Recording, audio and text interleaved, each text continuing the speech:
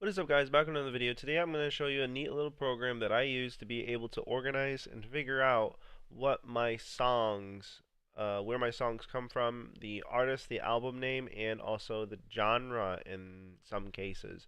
As you can see in my iTunes, none of my all my music was downloaded online. I did not get any of them from the iTunes cloud or anything like that, or iTunes Music membership. So how did I go about getting all these names correctly? So what I used is this program called Music Brain's Picard, and I this is all the ones that are done, and these are the ones that need to be worked on that I'm not going to work on them right now. But what I did was that I clicked the scan button on a single artist, and then sometimes you will get some stuff and sometimes you won't, so it won't be really much surprising. If I look up a tag, it will browse, it will scrape the internet for the actual name, and then it will try to pick it up.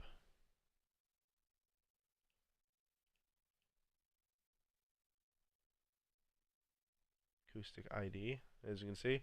And it will try to pick up and then automatically figure out what the title, the album art in some cases, and also the artist of the song. And it will be labeled correctly on your iPhone or iPod or whatever that Apple uses, because I really don't know. I don't really I don't really look up that many songs, um but yes, this is how you do it. And changing the value of the original name of certain songs will also give you different results, because it can help narrow down the results on what song you're actually looking for, and also changing some of the parameters of the name, which will shorten down the results in some cases. Like say, let's see, let's go to metadata.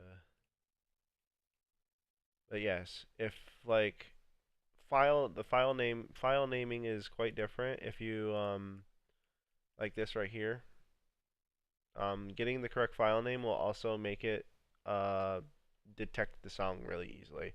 So if you want to check out the software, it's in the description bar. I know I didn't really give much of a tutorial for it because basically I've already done all my music. And you basically add a folder. You choose the folder you want to do.